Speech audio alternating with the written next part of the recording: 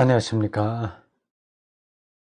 볼파르트 판넨베르크의 자연신학 오늘 25번째 하겠습니다.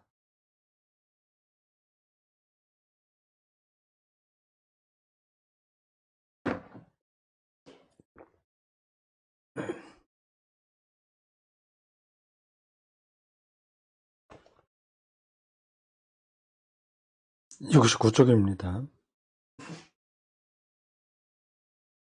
지금 우리는 판넨베르크의 두 번째 아티클 창조론과 현대과학을 읽고 있습니다. 그 타이틀을 단 아티클에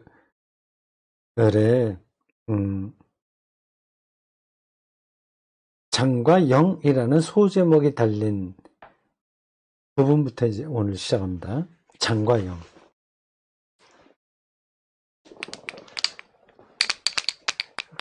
큰 타이틀로는 창조론과 현대과학. 여태까지 신학이 이 관계가 모호했죠. 완전히 등지거나 좀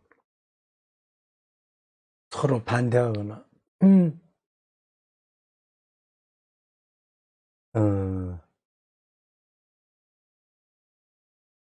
하여튼 그랬었는데 좋지 않았어요. 좋지 않았다는 표현이 정확하지는 않은데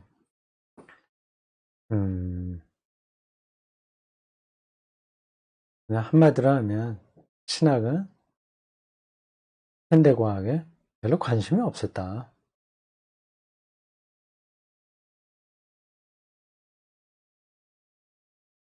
그렇게 되면 결국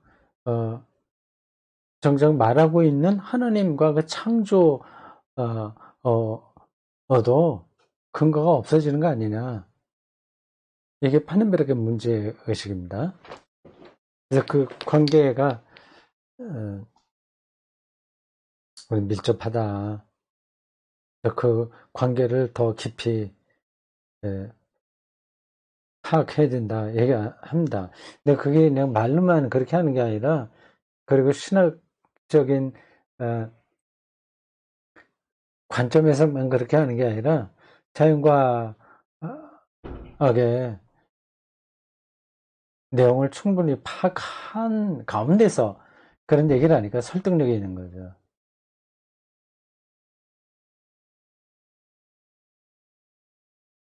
장과 영입니다. 장과 영. 장은 필드예요.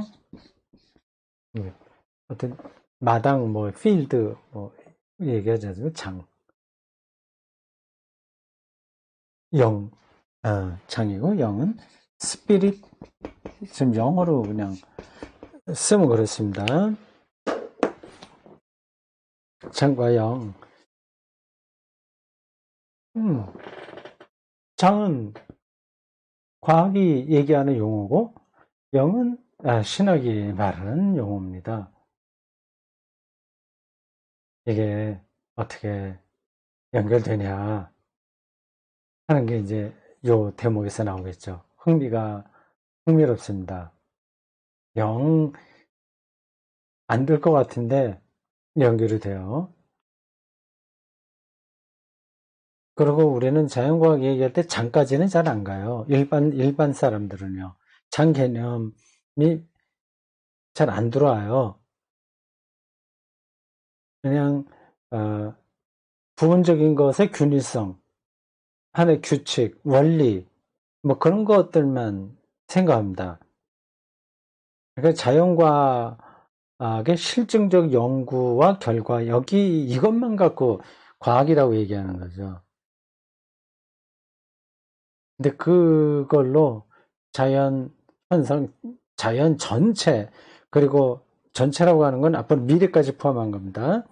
그 과정 전체를 설명할 수 없습니다. 그건 자연과학자들도 그렇게 얘기하는 겁니다. 거기에 어, 어, 맞는 개념이 두 개가 있는데 하나가 우발성이고 또 하나가 장입니다. 제가 지금 알고 있는 한도 안에서는 그래요. 또 다른 것도 있겠죠. 물리학에서 얘기하는 장, field, 뭐 역장이라고 보통 얘기하기도 합니다. force field. 물리학자들이 얘기하는 겁니다. 뭐 끈을 얘기하는 사람도 있어요. 그거하고 영과의 관계를 지금 파넨베르크가 어떻게 설명하려는지 기대가 됩니다. 자, 이제 보겠습니다. 제가 읽고 있는 이 부분입니다. 책.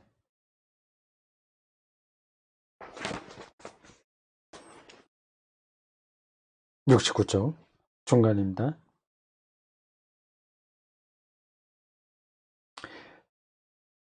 우발성과 자연 법칙 간의 상호 관계성에 대한 성찰은 이게 이제 주부예요, 주부. 문장을 우리가 파악할 때는 주부와 술부를 일단 그걸 구분할 줄 알아야 됩니다. 일단 그 외국어 번역할 때도 그걸 그 문장을 그렇게 분석을 일단 해야 되거든요. 어디서부터 어디까지가 주부, 뭐 주부 안에 주어가 따로 있는 거죠. 그 주부 그거를 수로하는 것, 설명하는 것, 그게 주부와 술부 뭐 이렇게 나갑니다. 우발성과 자연법칙 간의 상호 관계성에 대한 성찰은 이런 문장이 머릿속에 정리가 돼야 돼요. 단지 자연 세계에 대한 과학적 진술과 신학적 진술이 보여주는 해석들의 추상적이고 형식적인 틀 구조만을 제공한다. 틀 구조가 이게 영어로 뭘까? 틀 구조 프레임인가? 프레임 모르겠습니다. 이런 건 원어를 그 괄호로 묶어서 써주면 읽는 사람에게 도움이 될 텐데요.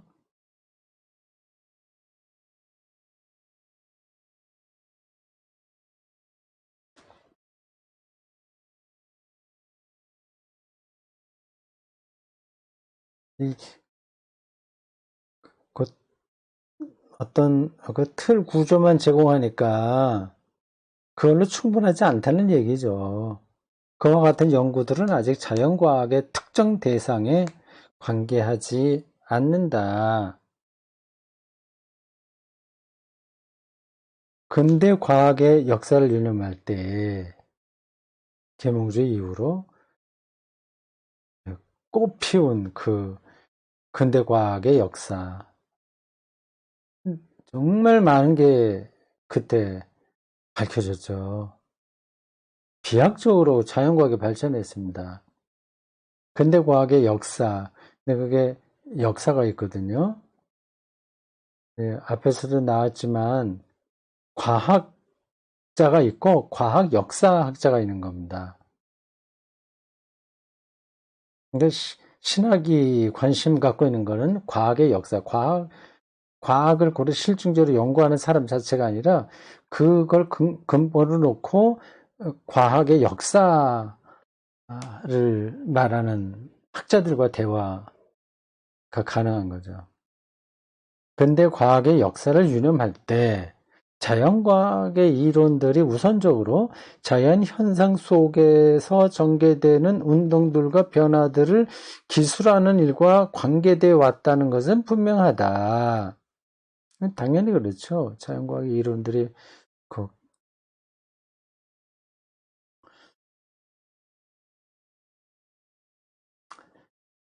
이게 힘이 어떻게 작용하고 관성이 어떻게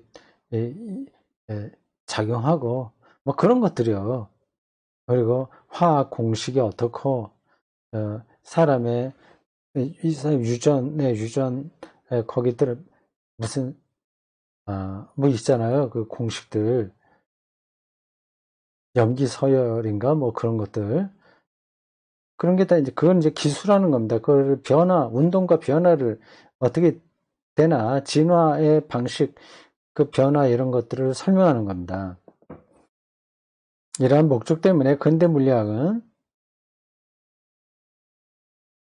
물체들이 작용하여 물체 내부에서 변화를 야기하는 것을 힘과 에너지라는 개념으로 발전시켰다. 힘과 에너지.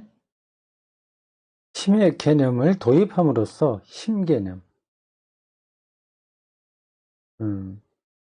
뉴턴은 자연의 물체들 내의 변화들을 운동의 결과로 본 데카르트의 해석을 수정하였다.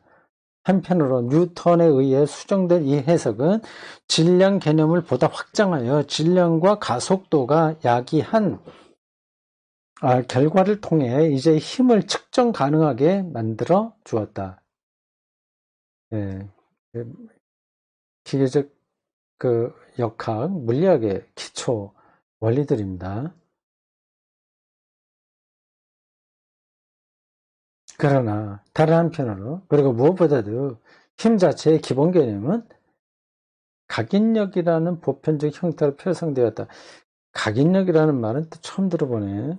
피스 임프레서?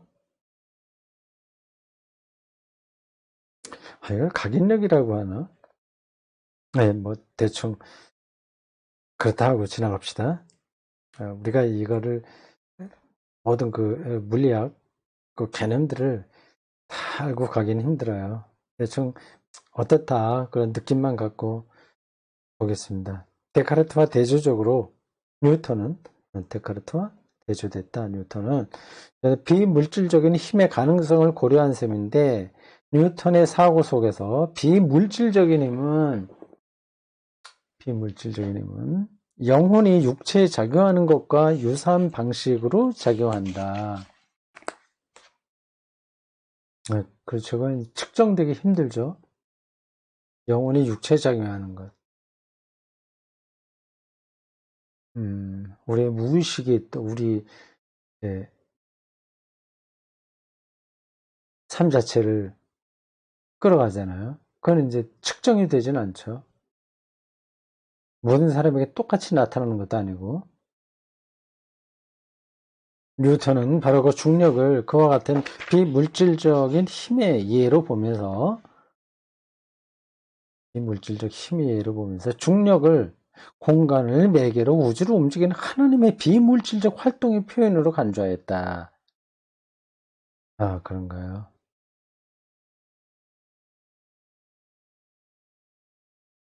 말이 좀 까다롭죠. 우리가 보통 접하지 않는 문장들입니다. 중력을 뭘로 간주했냐면 하나님의 비물질적 활동이라고 본 거죠. 중력을 그렇게 본 겁니다. 분명히 뉴턴의 비물질적 힘 개념은 물질적 변화를 야기한다는 함축성을 갖고 있었고, 물질은 아닌데 물질의 변화를 불러일으킨다. 바로 이 개념이 지닌 그와 같은 신학적 함축성들 때문에 맥스 젠머가 제안했듯이 18세기로부터 마흐와 헤르츠에 이르는 동안 이 물리학자들인가 봐요. 뉴턴은 혹독한 비판을 받아야만 했던 것이다. 그렇죠. 그런 것들은 말이 안 된다고 생각했을 테니까요. 비물질적인 것이 뭐 있어서 물질의 변화를 야기시켜? 그건 좀 이상하네. 뭔가 좀 잘못된 거 아니야. 이런 비판을 받았는가 보죠. 근대 물리학 분야 중 특정한 발전 기보가 담지하고 있는 경향성, 즉 모든 힘들은 물체들 혹은 질량들로 환원하려는 경향은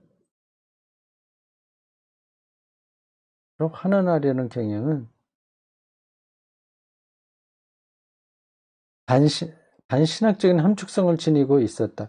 그래서 이게 반이 무슨 반자인가? 반이라고 하는 반자인가? 아니면 반대한다는 반자인가? 이건, 이런 건, 이게 뭐, 원어를 달아주더니 한자를 달아야 되는데, 우리가 물리 이게 기본을 잘 알면 뭐 이건 당연히 반대의 반자지 그렇게 할 건 아니라 반이다는 알 텐데 그렇지 않은 사람들이 읽으면 이게 무슨 뜻인지 모릅니다. 두 개 다 의미가 있는 거거든요. 이게 신학적으로 반대되는 함축성이라고 얘기할 수도 있고 반쯤은 신학적인 거다 그렇게 표현도 하잖아요. 아마 반대라는 뜻으로 쓰이는 것 같습니다. 조금 그 무리하게 그 기본 원리들 얘기하는 거라서 생각을 많이 해야 될 것 같습니다. 그냥 넘어가겠어요. 만약 모두 힘들이 물체들이나 질량들로부터 나오는 것이라면 이게 상당히 많은 물리학자들이 주장하고 있는 바이겠죠. 것이라면 자연에 대한 이해는 육체를 갖고 있지 않아 하나님 개념으로도 철저하게 분리될 것이고, 그렇죠. 모든 게 다 물질적인 데서만 온다면 질량이요. 그런 거로만 된다고 한다면 하나님은 보이지 않아요. 질량이 아니니까 하나님은.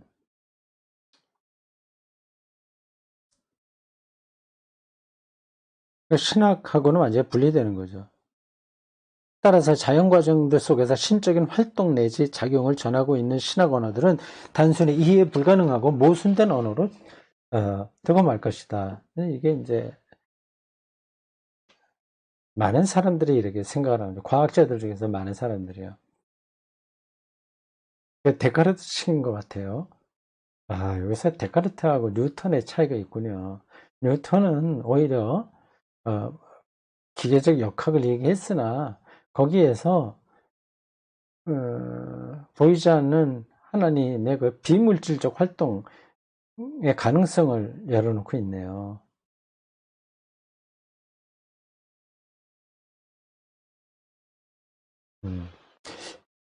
이 파누메르카는 거기에 좀 무게를 두고 지금 얘기를 하고 있습니다.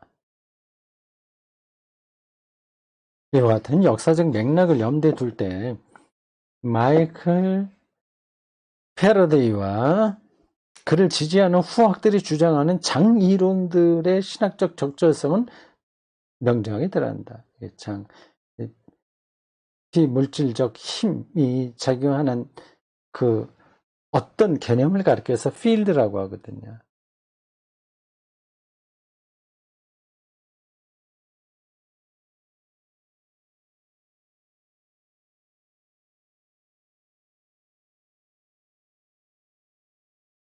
장 개념의 주요 논지는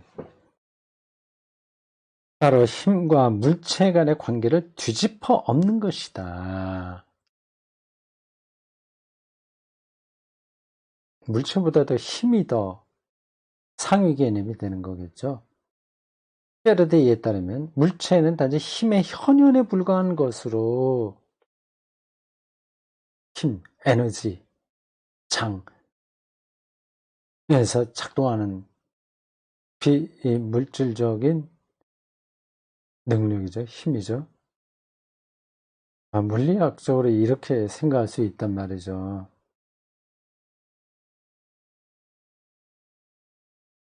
자연과학은 물체를 더 상위에 놓는데 여기에서는 그게 아니라 물체는 단지 힘의 현현에 불과한 것으로 힘을 페르데이는 물체에 선행하는 독립적 실제로 간주하였고 정말 그런가요?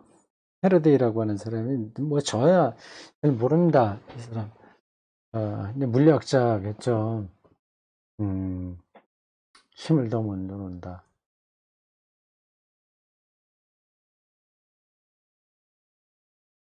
동양에서는 뭐 기라고 얘기할 수 있겠죠. 기가 우선하는 거죠.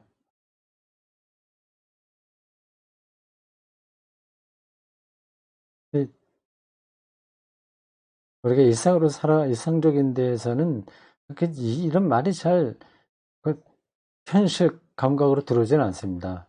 근데 여러분이 알다시피 우리 모든 몸도 이게 빈 공간이라고 하는 건 아시죠? 세포가 다 공간이에요. 그 원소도 사실 그렇고요. 그러니까 이게 모두가 다 장일 수 있습니다. 힘이, 에너지가 있는 거예요. 그러니까, 원소가 이렇게 무너지지 않는 건, 해체되지 않는 거는 힘이 거기에 작용하기 때문에 그렇습니다. 분자, 물 분자 이런 것도 마찬가지고요.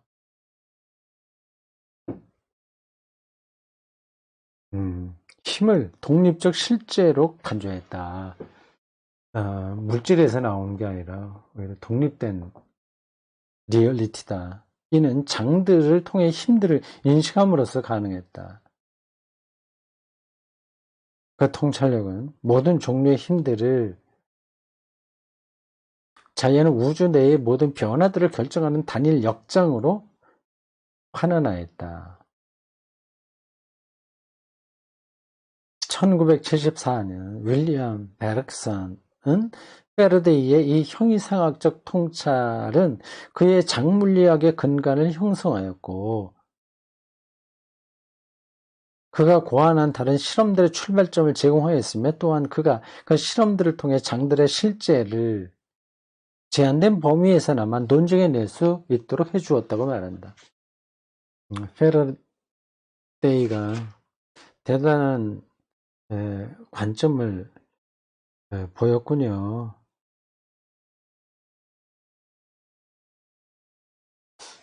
페러데이의 위대한 통찰 속에서 결정적인 점은 바로 물체와 질량을 2차 현상들로, 자연과학은 그걸 우선적인 것으로 보는데 2차 현상들로, 즉 힘이 장의 특정한 위치와 지점들에 집중된 현상들로 인식한다는 점이다.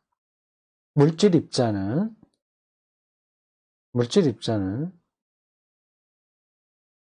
일련의 힘이 수렴되어 일정 기간 동안 존속할 수 있는 한 무리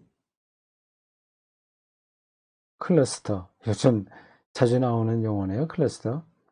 코로나19가 집단적으로 발병하게 되는 데를 클러스터라고 하지 않습니까? 요양원이나 뭐 이런데 무리로 형성된 포인트 점으로 간주된다.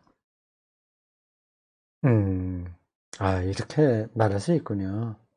물질 입자, 물질. 그러니까 철, 물, 뭐 나무 이런 것들이요. 일종의 힘이 수렴하여 일정 기간 동안 존속할 수 있는 한 클러스터다. 클러스터로 형성된 점이다. 그렇게 본다는 거예요. 그렇게 볼 수 있다는 거예요. 그만큼 이 세계가 신비롭습니다. 굉장히 우리가 많이 알고 있는 것 같은데 여전히 모르는 투성이죠. 그래서 그거를 조금씩 더 근거를 그 실제가 뭔지를 찾아가고 있습니다. 그 중에 이제 장 이론이 대단히 중요한 위치를 점하게 되죠. 그게 신학에서 볼 때는 굉장히 좋은 징조입니다.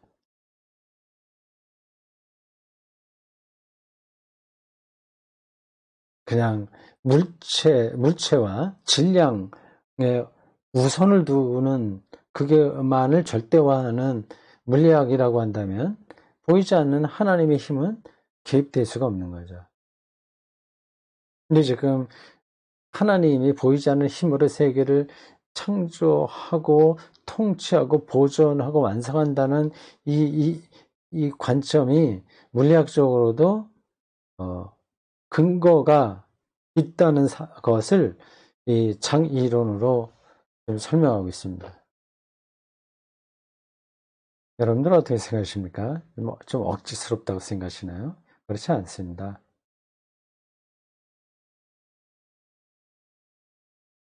현대 물리학에서 장 개념으로의 전에는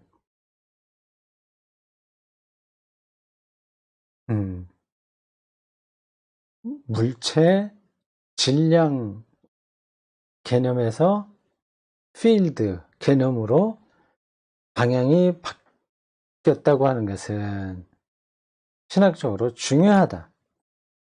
얘는 그 개념이 힘 개념을 힘의 개념, 힘, force, 힘. 독일어로 아마 크라프트라고 할 텐데, 힘의 개념을 물체들이나 질량으로 환원하려는 경향에 반대하고 있기 때문이다.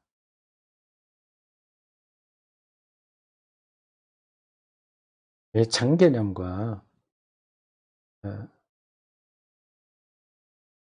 됐습니다. 용어를 물리학적으로 그게 어떻게 작동되는지를 선명하게 제 머릿속에 들어오진 않았어요. 아, 그렇다는 뜻이구나. 그런 정도만 지금 제 머릿속에 들어와 있습니다.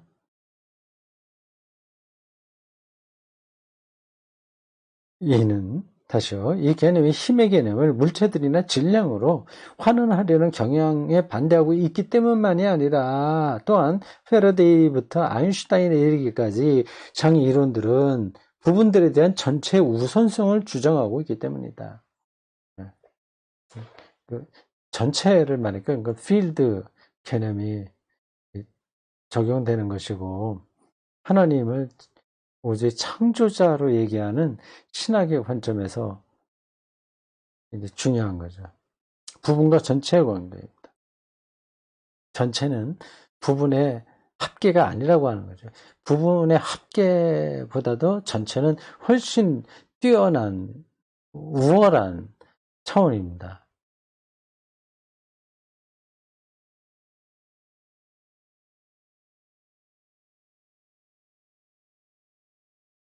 뭐 이게 여기 딱 들어맞는지는 모르겠습니다만은 그런 얘기 있지 않습니까?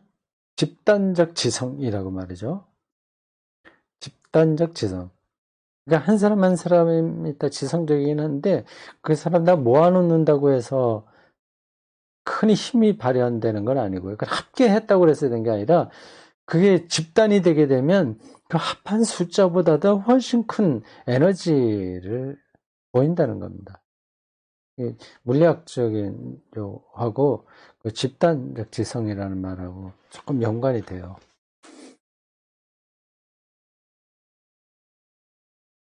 이 전체 우선성 개념은 신학적으로 상당히 중요한데 하나님이 만일 세계 창조자와 구원자로 인식되려면 그는 전체 우주를 통일하는 근거로 인식되어야 하기 때문이다. 장개념은 신학 분야에서 모든 단일 현상 속에 현존하는 하나님의 작용을 납득시키는 데 활용될 수 있을 것이다. 장개념이 신학적으로 매우 유용하다는 겁니다. 그러나 장개념을 그렇게 활용하는 것은 일개 자연과학의 용어에 너무 많은 것을 요구하는 것은 아닌가. 그 용어를 신학적으로 사용하는 것은 결국 그 단어가 물리학 분야에서 활용되는 본래의 의미 구조와 전혀 무관한 출처 분명의 어휘로 그 단어를 만들어버리는 것은 아닌가? 그런 의심을 살만한다는 겁니다. 그걸 이제 신학의 입장에서는 잘 풀어가야죠. 더욱이 그 단어가 세계를 설명하는 하나의 설명 요인으로 기술된다면 결국 그 단어를 사용한다는 것은 하나님 개념을 하나의 물리적 힘으로 활용시키는 것은 아닐지라도 남용하는 결과를 나올 수 있지 않을까. 그게 좀 위험 요소가 있는 거죠. 결국 그러면 하나님은 그냥 필드 개념이네. 그냥 포스 필드가 하나님이라는 말이네. 그렇게 오해될 수가 있는 거죠. 오해라기보다도 그건 오해는 아니고 지엽적인 대로 떨어질 수 있는 거죠. 그렇게. 조심하면서 이 참개념을 신학이 받아들여야 되는 겁니다.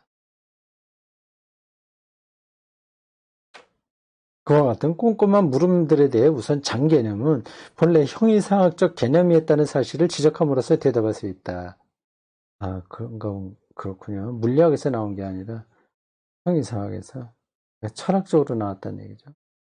패러데이로부터 아인슈타인에 이르기까지 현대의 장 이론들에게 이론가들에게 영감을 제공했던 형이상학적 전개념은 소크라테스 이전에로 소급된다. 아, 그래요. 이 개념은 공기를 모든 사물의 원인과 기원으로 인식했던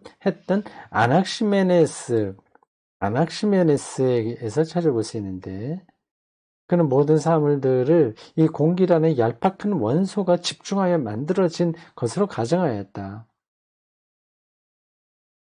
공기. 네. 헬라스 사람들은 네 가지 원소를 이게 생각했잖아요. 물, 불, 공기, 흙. 예. 근데 아낙시메네스는 공기를 만물의 본질이라고 봤죠. 여기서 젠머는 모든 장이 이론들의 그와 같은 역사적 기원을 독일어판 철학 용어 변천사 사전에서 입증해주고 있다. 그런 거 보네요. 참, 이러한 사전들이 있는 나라에서 공부하는 거는 좋은 점이 참 많은 겁니다. 그런 거 없이 그냥 우리는 그냥 맨몸으로 맨 땅에 헤딩하듯이 신학, 철학을 하니까 아무래도 경쟁력에서 떨어지겠죠. 아, 이런 책이 사전이 있군요. 히스토리시에스 베르토 부코데어 필로소피 철학의 역사적 철학사전.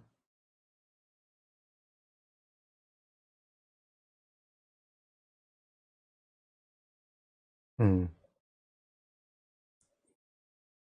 그래서로 공기는 푸노이마, 푸뉴마라고 보통 하죠. 푸뉴마. 푸뉴마로 불려지는데 아낙시메네스의 한 단편 속에서 푸뉴마와 에어, 공기가 나란히 사용되고 있는 것은 우연이 아니다. 그 장계님이 그렇게 형이상, 그러니까 철학의 역사에서 아주 오래전부터 내려왔던 거군요. 그게 이제 물리학과 접목이 돼서 이 세계 실제를 이해하는데 중요한 개념으로 자리를 잡게 됐습니다. 이게 우리 신학의 입장에서는 좋은 점인 거죠. 네. 그렇죠. 뭐 우리가 따라가기가 모든 부분들을 디테일하게 따라가기가 이제 쉽지는 않긴 합니다. 이 전문 용어가 많이 나와서 그래도 어떤 방향성은 우리가 알기 때문에 재밌어요. 우리의 시야가 넓어지는 것 같습니다. 그리고 신학자로서 그리고 기독교인으로서 성서를 진리로 믿는 우리는 자신감도 생기고요. 마음 든든해지는 그런 책 읽기였습니다. 수고했습니다. 다음에 뵙겠습니다.